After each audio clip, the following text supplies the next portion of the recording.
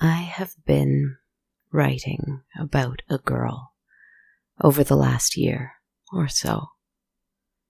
In March 2020, my journey with her began when I had her escape to a little tower where she lit a candle in the window so everyone in their little towers would know she was there with them and they were not alone, no matter how lonely and sad they felt, deep down, all alone up there in those little towers.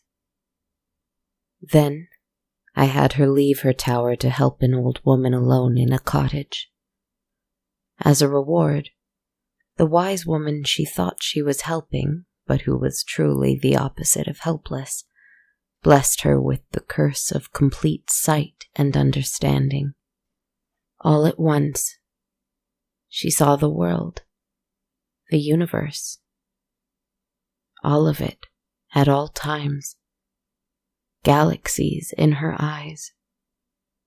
She decided to share the sight of everything with whoever she could. Recently, she stopped by a little house to meet with a fictional character I once loved dearly. She appeared, I think, to remind me that I cannot control everything, no matter how great my power or how hungry my need. I cannot control everything. Indeed, I cannot control anything. I have been writing about a girl on whom I've placed the made-up mantle of not mother, and the reversed empress. For in a past life I sought to be the empress, she who creates, who breathes life, who rules with beauty and grace and can lull you off to the most lovely of sleeps. But in my new life, in my new skin, in this new year, what I understand now is that perhaps I must create in order to undo all these chains of a past that was about claiming and making and doing and gaining and climbing ever, ever, ever upward, and instead find the beauty in sitting still and listening to everything, to everyone, everywhere, near, far, and within. I have been writing about a girl. And even though I told you that I was no longer going to bother with the difference between writer, Kristen, and narrator, not Kristen, / yet still Kristen, I created her even still.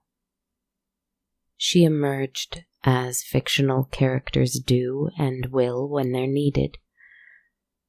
And now she's here, so I must listen to the lessons she has to tell me. When I find the world to be particularly cruel, or frightening, or heartbreaking, when I find my vision to be a bit muddied by my own narrow lens it is filtered through, when I find myself slipping into a fantasy because the reality is a little too overwhelming, she has persistently reappeared in those moments that I find difficult to write about, or speak about, or perform. She is there, with stars in her eyes, and strong shoulders, and a calm smile. And I am so glad that I met her in this new lifetime of mine, when I needed her most. And I am so glad that she knows where the story must go, even when I do not. How do I ease your heart? I asked my tarot cards this week. But it was not really my cards I was asking.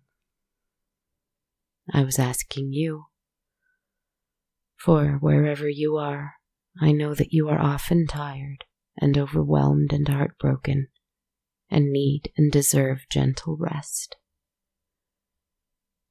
I was asking the stranger who burns bright in my forest. For wherever he is, I know that it must hurt to burn, even if one does it as beautifully as he does. And I know that he is lonesome and deserves some company.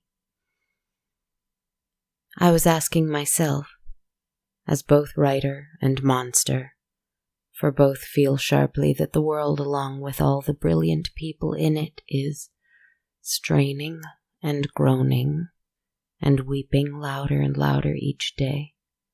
And as within, so without, and so I have had trouble being still, or silent, or smiling. How do I ease your heart? I asked the world, which includes you and I and all.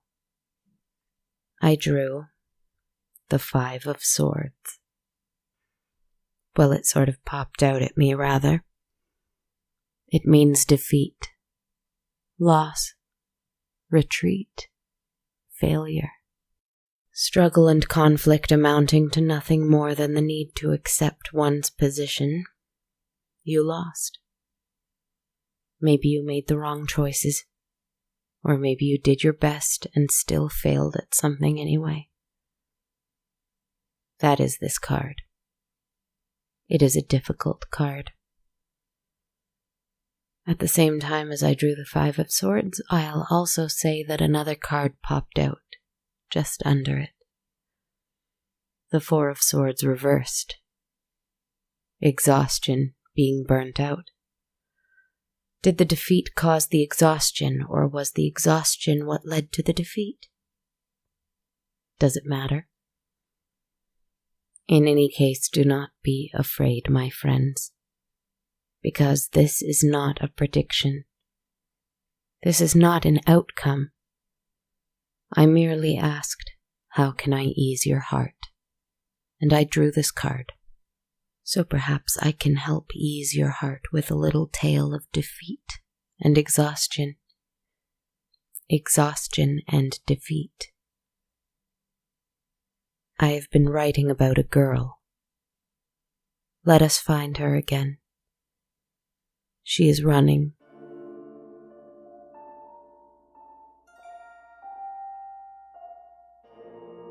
Running through my woods here. In fact, I saw her go by about a minute ago. But I was speaking about the 5 of Swords, and so I didn't stop to point her out. She ran by underneath me, for I am up in the trees for now. How lovely they are, with their little green buds opening up just in time for spring. And she seemed to be distressed and in a great hurry. Close behind her, you see, were those beasts that I mentioned long ago. Episode 101, the first episode of this new season, my new life in the woods. Those beasts with red eyes and snapping jaws and the size of how many men? Was it as tall as 3? As strong as 10? Either way, they are even bigger now. Monstrously large things, even bigger fangs than before, snarling, growling, roaring, hungry for anything that moves. And so we must stay very still, I think, and they will not notice us up here in the trees. If they do, do not fear. I have strength enough to fight them, gentle, sleepy friend. Interesting, though, these beasts. All of them were quite large and quite ferocious and quite hungry. Very, very, very hungry. With those red eyes I mentioned. But trailing behind them, lumbering rather, not as fast, but because he was unmotivated by hunger, was the largest of them all. The alpha, if one could call him that, perhaps. the leader of the pack. Towering over all the others, calm and eager to watch the others jump into the fray. It had green eyes, this one. And if it should open its great maw, one would see gold coins and jewels and treasures gleaming between its teeth. This one is powerful, and so it knows full well that I am here. It glances up at me, and I keep my gaze steady.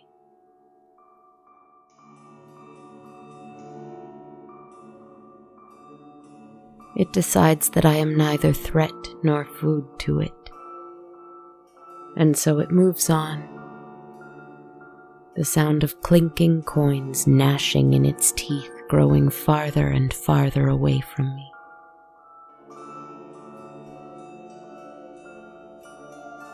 They are chasing the girl I have been writing about, the Not Mother. Do we like that name for her? I do. More on that another time.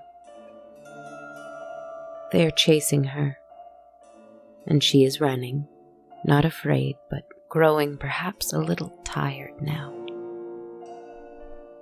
If we follow her, and we can, and so we will, let's do it, shall we?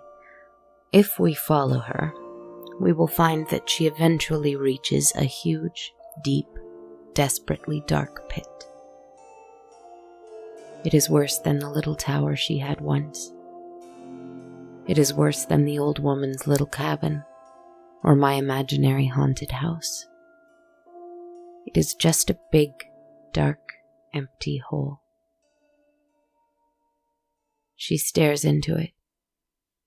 She stares back at the beasts, wolf-like and demonic, and perhaps more like tigers, or is it wild boars, or frightened bulls? I'm not sure anymore. But what is certain is they are worse than all of these because they are none of them. That makes them all the more horrific. The smell on their breath is human blood. Would you stay? Or would you jump? I'm watching her think about it, and my heart breaks for her. So what I will do is scurry, scurry, scurry quickly and quietly through the trees and reclaim that little spidery energy I had before, and spin a web for her, fast and furious, not as fine and delicate and intricate as my usual work, but it'll do. I'll spin it down, down, down, so that as she jumps, she'll find that she landed on a soft hammock of silken webs instead of hard, cold ground.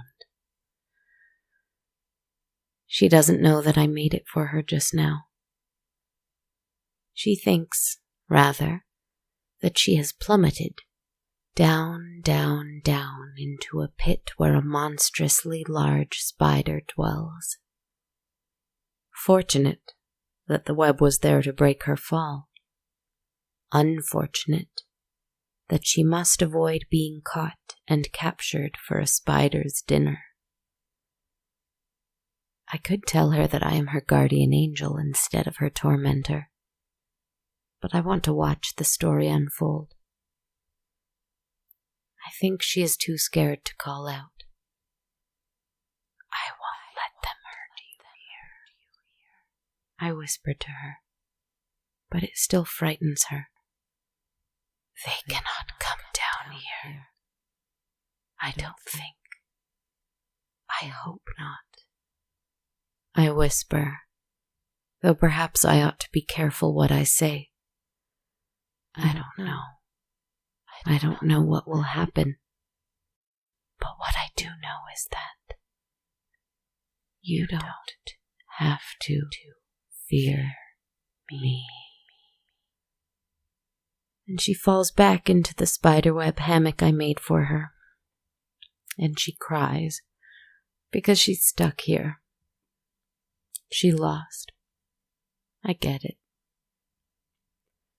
The story I have for you today is not really a story because it begins with defeat. But that is why I had to find the most persistent protagonist of all to live through it for us. It had to be someone that wasn't me or you, because we are busy fighting our own battle, and perhaps losing at times. Let us not deny the truth. We cannot always win. But I can tell a quick story of a different kind, maybe. I have been writing about a girl. One day, she was running through the forest and she had a terrible choice to make: to fight an impossible fight, or to risk falling down and down and down into the unknown.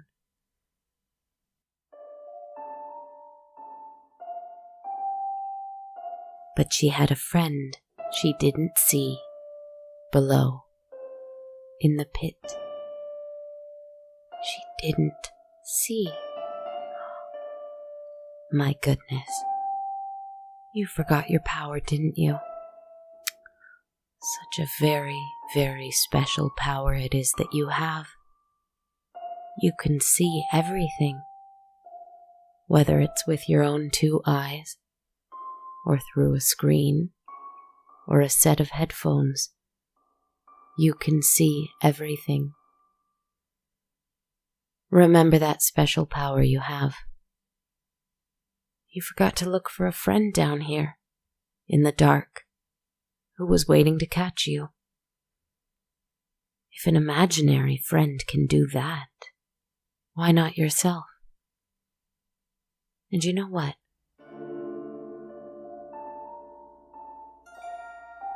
You forgot to look up, too.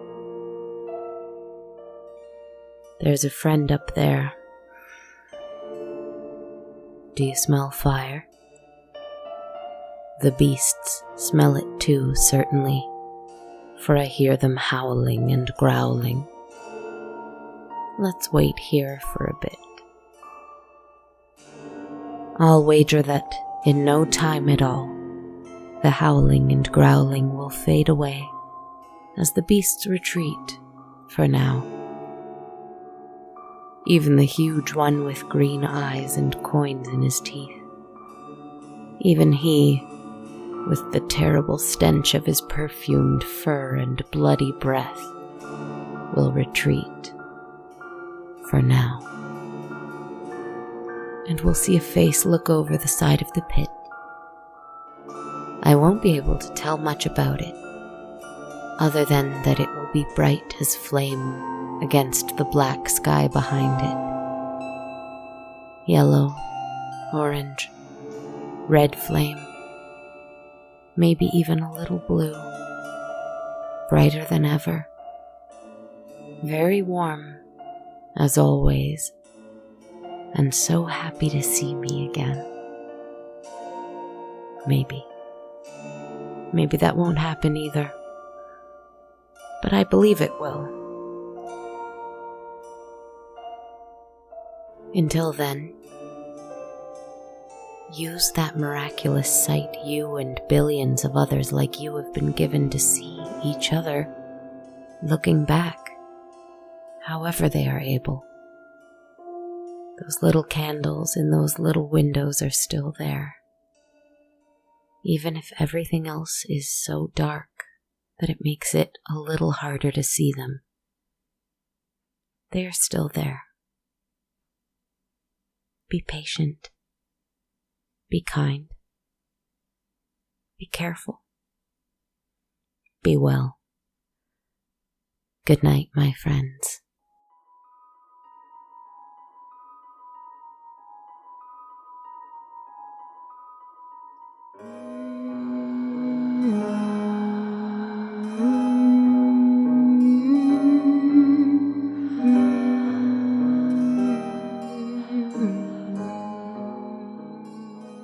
Hello, my friends, and thank you so much for being here with me for episode 142 of On a Dark, Cold Night. This is Kristen Zaza, writer, narrator, composer, podcaster, etc. I hope you're doing all right out there.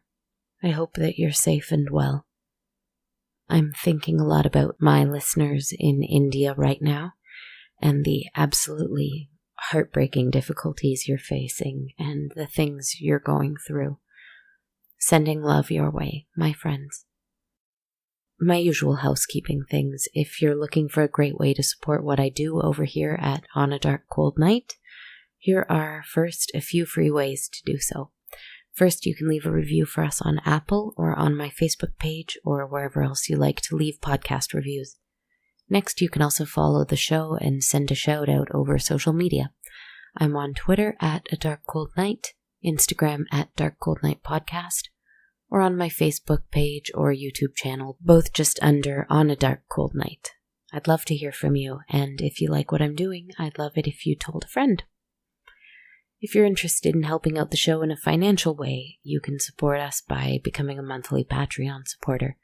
Everyone who pledges a monthly amount receives access to my constantly growing soundtrack of the show. Learn more at patreon.com/darkcoldnight. If you'd rather donate just once without soundtrack access, you can buy one or more metaphorical coffees in support of the podcast at ko-fi.com/darkcoldnight. Thank you so much for joining me today, my friends. It's certainly been a tough one, this full moon coming around this week. Take care of yourselves. Take care of those you love. Take care of everyone. Good night.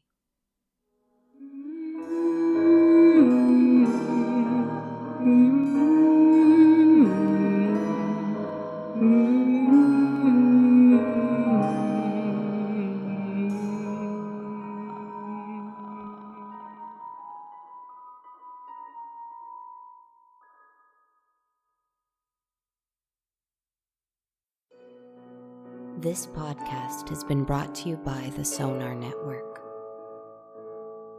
Sonar.